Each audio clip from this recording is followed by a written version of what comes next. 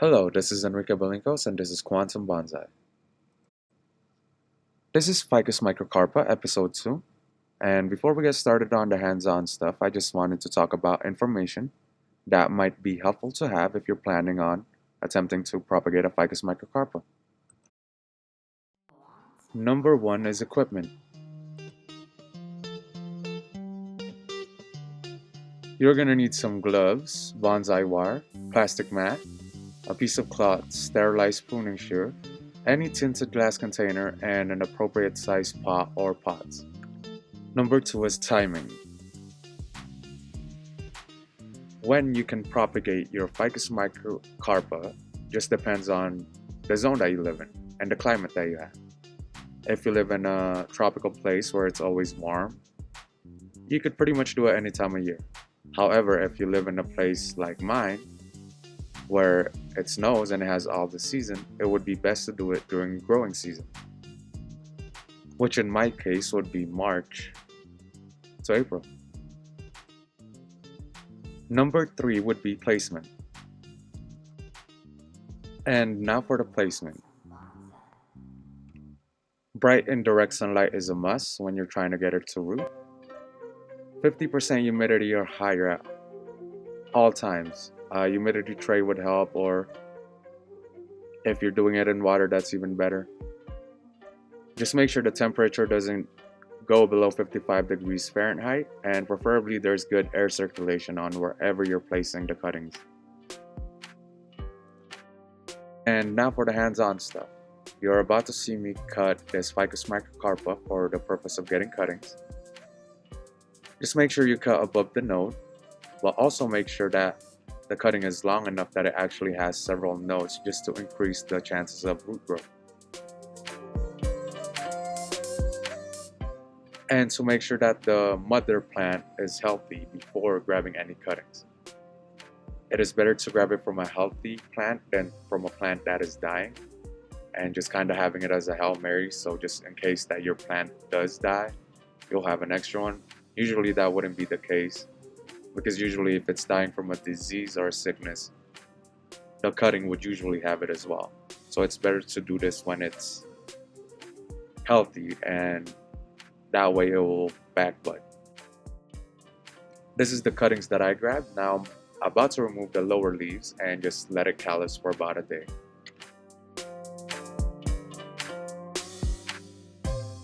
That container right there is just a rubbing alcohol container that I cut up. I'm not going to put water in it to get them to root. I'm just using it as a placement for them. So just that way they have time to callus and to prevent direct sunlight from hitting these cuttings.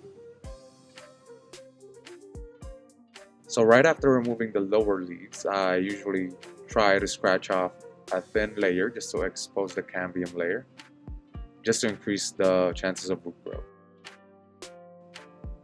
So for my container, I just ended up using a white wine glass that I ended up drilling holes on the bottom of. And the reasoning why I wanted to use that is because 1, it's tinted, so it kind of protects the root from harsh sunlight. And 2, is that the bottom is where the cap is at. So I didn't want to move the cuttings a lot to increase the chances of root growth. So every time I needed to replace the water, I would just open the cap and just like pour more water on top. About a week later, it started showing signs of root growth, which is these white bumps over here, which is essentially going to turn into roots eventually. And remember, I did have a total of 4 cuttings. This is one of them, which actually had the inch. So I ended up moving him into soil.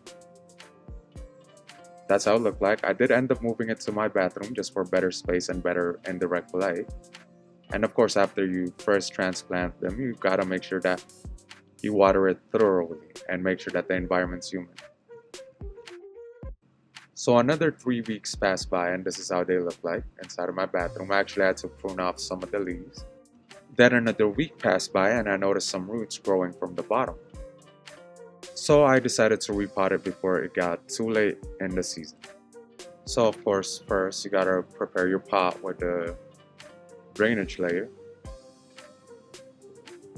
I personally like to use fiberglass screens It kind of is a self pruner, so just that way the roots doesn't grow out of the bottom.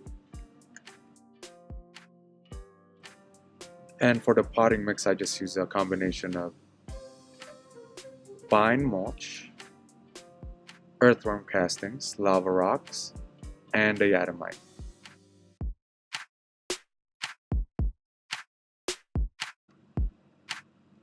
Midway to repotting this, I realized that two of the cuttings that I had planted had grown branches that kind of resemble stems. So technically, two of them have two stems. So I decided to only take two of the cuttings out of the small pot and try to braid them and plant them that way and see where that goes.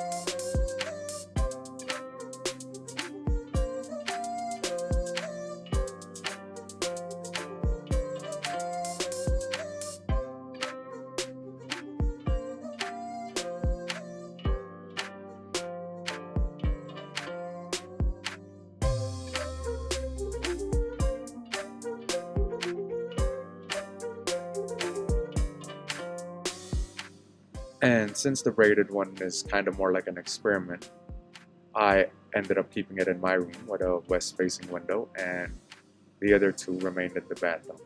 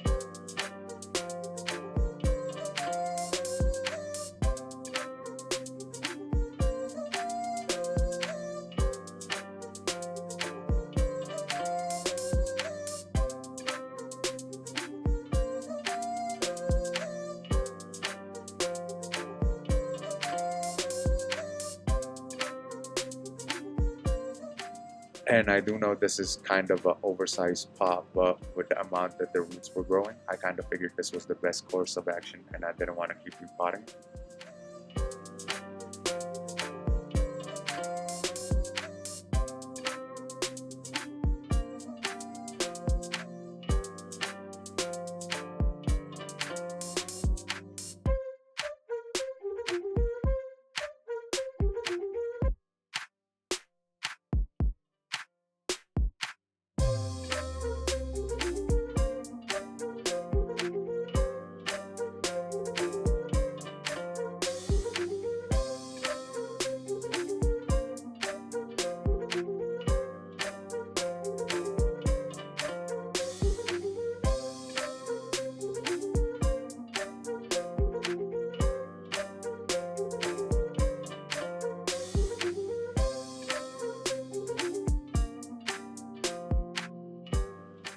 And this is how it looked like after the repot. And of course, every repot, right after you place the plant in the soil, you kind of have to throw it waterly until it runs down the bottom. And this is the remaining two that stayed in the smaller pot.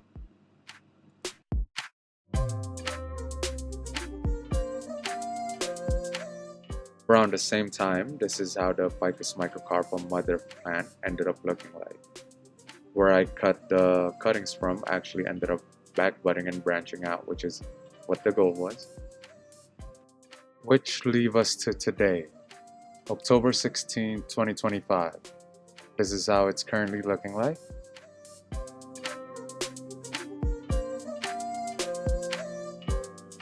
And here is the experimental braided Ficus Microcarpa cuttings. And here's how the other two are doing, which I didn't put a fiberglass screen again before the drainage layer. Which I'm actually planning on using this as for my episode 3, which is how to make a nibari. Anyways, thank you so much for watching this video. And if you learned something, please like, comment, and subscribe. I'll see you on the next one.